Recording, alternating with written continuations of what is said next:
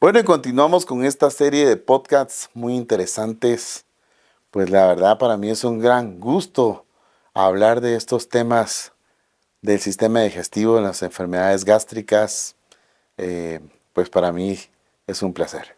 Vamos a continuar explicando algo que en algún momento algunos pacientes pues nos hacen patente, ¿verdad? Y nos hacen la solicitud de que en algún momento pues nosotros podamos hablar un poquito de esas manifestaciones, de esa sensación de ardor, de la sensación de que se le regresa la comida, la regurgitación de alimentos, la acidez y todos esos síntomas que están muy involucrados con una enfermedad en un gran contexto que nosotros le llamamos enfermedad por reflujo gastroesofágico o más bien llamado como simplemente reflujo.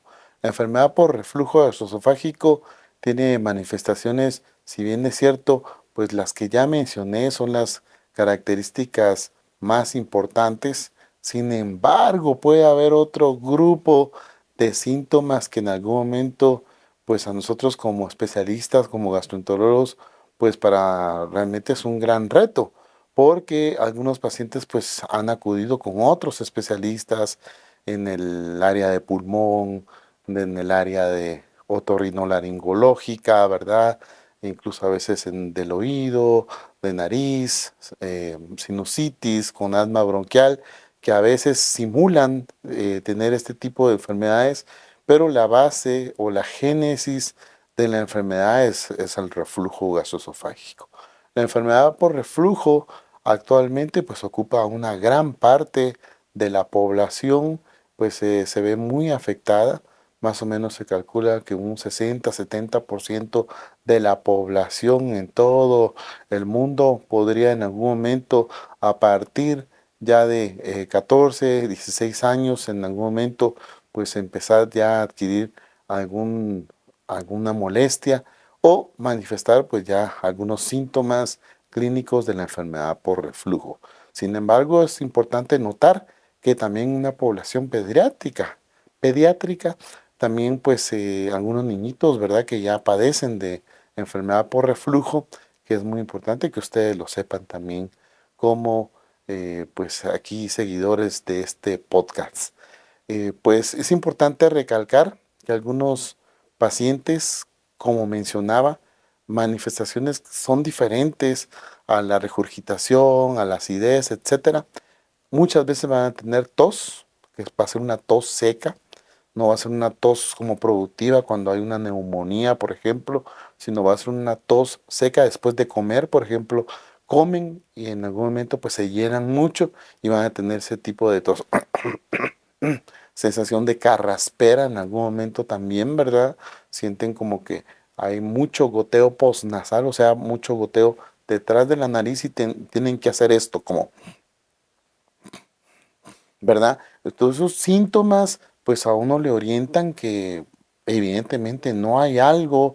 En la evaluación clínica uno, bueno, descarta todo lo que enfermedades del pulmón, enfermedades de senos paranasales, de oído, etcétera. Y pues ahí es importante dar con buen diagnóstico para dar un buen tratamiento con este tipo de patología, ¿verdad?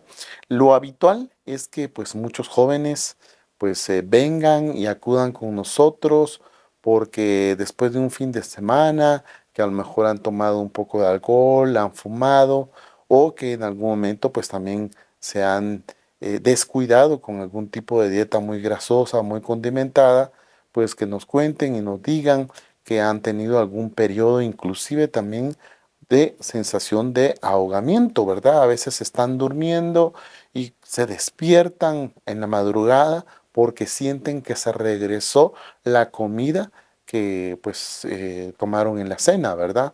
Entonces, que consumieron en la cena, e inclusive si el tránsito es muy lento, sobre todo por ejemplo en algunos pacientes con diabetes, pues van a regurgitar incluso el alimento del almuerzo. Entonces, pues esto es algo muy frecuente, es algo que a veces la gente no habla porque le da mucha vergüenza y pues a veces que nos lo hacen saber a nosotros como sus médicos, ¿verdad? Pero la verdad que la intención de hacer todos estos podcasts es para que también ustedes sin pena vengan, acudan con el especialista y pues cuenten todos estos problemas, ¿verdad? Además es importante que ustedes sepan también que un porcentaje menor, sí, hay una gran enfermedad, hay un gran segmento de enfermedad por reflujo que nosotros le llamamos pirosis funcional o a veces reflujo asociado un poquito al estrés. Claro, por supuesto que sí, hay una constelación de síntomas ahí un poquito relacionados al reflujo, pero aquí lo ideal, es importante que conjuntando y haciendo una secuencia de eventos con todos los síntomas que tenemos, es importante evaluar al paciente y realizarle una endoscopia digestiva para evaluar bien qué es lo que está pasando adentro, ¿verdad? Como dije en el podcast anterior, de cómo se realizaba una endoscopia digestiva, que es una cámara que se introduce en la boquita del paciente bajo una sedación intravenosa, pues introducimos esa videocámara para observar en esta la unión esófago-gástrica, o sea, en la unión del esófago y el estómago. Miramos en esta región que es la donde es el sitio más frecuente donde se puede inflamar. Algunas veces esta esofagitis erosiva, o sea, la inflamación de esta región del esófago, pues nosotros a veces vemos la mucosa un poquito enrojecida, con mucha inflamación, con mucho edema, o sea, mucha hinchazón del mismo tejido y algunas veces pueden haber úlceras o erosiones en este segmento. A veces puede, el tejido puede sangrar con mucha facilidad y lo ideal es hacer el diagnóstico con una endoscopia digestiva. Actualmente, pues contamos con todo este tipo de tecnología, pero es muy importante que ustedes sepan que la enfermedad por reflujo per se tiene este tipo de sintomatología que a veces son, si no es de lo más frecuente, pero sí, por lo menos es muy común que el paciente inclusive también, en una minoría de pacientes nos refiere, aparte de los síntomas que ya mencioné, a veces tenga dolor de pecho, dolor torácico, o sea, un dolor torácico, un dolor de pecho que a veces pues no es igual como un dolor de pecho asociado a algún infarto del corazón o alguna angina de pecho, pero sí a veces los pacientes pueden asustarse, sobre todo cuando hay personas que tienen arriba de 40 años y que sufren de a lo mejor de presión alta, en algún momento pueden asustarse y pueden pensar que esa sintomatología del dolor de pecho pueda asociarse con algo del corazón. Sin embargo, cuando ya vienen con nosotros y ya nos cuentan y hacemos un resumen de todos los síntomas y de todo lo que tiene con la historia clínica, nos damos cuenta que se trata de una enfermedad por reflujo. Entonces, regresando al concepto básico, ¿qué es la enfermedad por reflujo?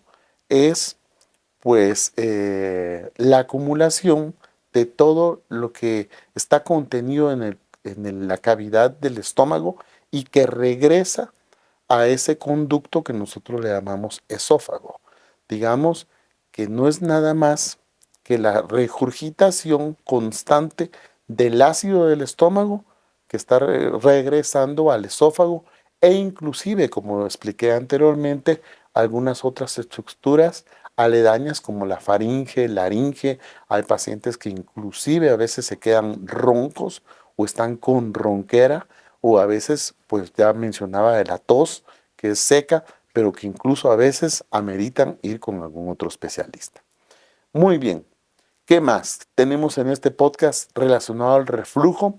También pues el diagnóstico, pues ya hemos platicado, la endoscopia digestiva es muy importante. Algunas veces también tenemos unos cuestionarios donde vamos valorando la calidad de vida relacionado a los síntomas con algunas preguntas ocasionales, sobre todo con algunas preguntas directas, sobre todo por si el reflujo le quita el sueño, tiene insomnio relacionado, tiene regurgitación de alimentos asociado con algunos alimentos, si le afectan algunas grasas, si le afectan algunos alimentos muy condimentados, ahí podemos obtener muchísima información. Sin embargo, como dijimos anteriormente, la endoscopía es muy importante para descartar algún defecto anatómico como lo es la hernia yatal, que es un defecto anatómico donde el esfínter, nosotros tenemos una válvula acá en la unión del esófago y del estómago que algunas veces, bueno, lo normal realmente sería que se abre y se cierra. Se abre y se cierra. Pero cuando hay hernia yatal, quiere decir que se abre y cierra, pero parcialmente. No hace el sello hermético que debería hacer. Entonces eso contribuye a que todo lo que esté en el estómago se esté regresando constantemente al esófago y eso producir la sensación quemante de las estructuras aledañas.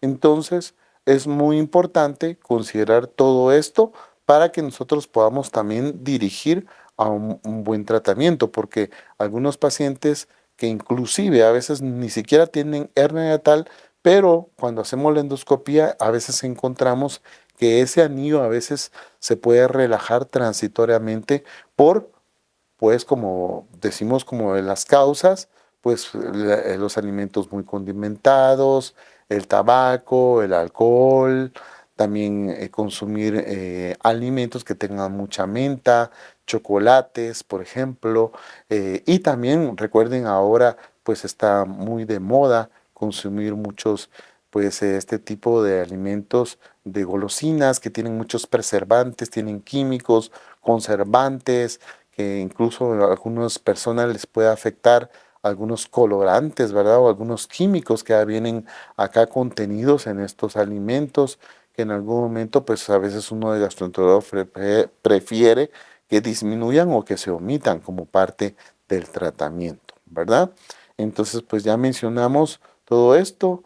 Vamos a continuar con este podcast muy interesante. Por favor, si usted tiene alguna duda, algún comentario, necesitamos que usted también nos siga escribiendo en nuestras redes sociales para continuar con este trabajo que nosotros estamos realizando para darles un buen servicio y que también puedan ustedes tener esa información eh, pues válida por un especialista.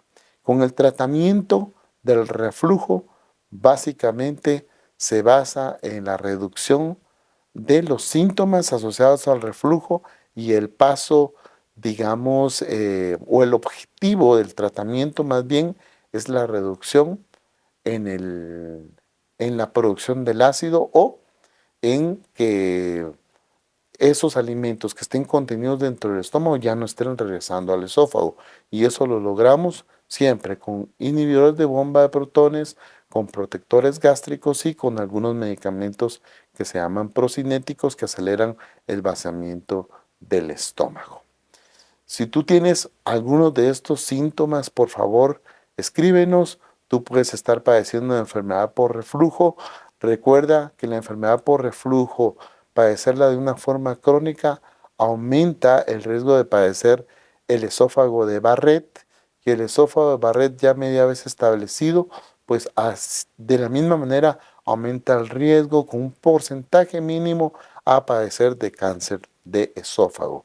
Por lo cual es muy importante que tú puedas consultar a un especialista y no te automediques.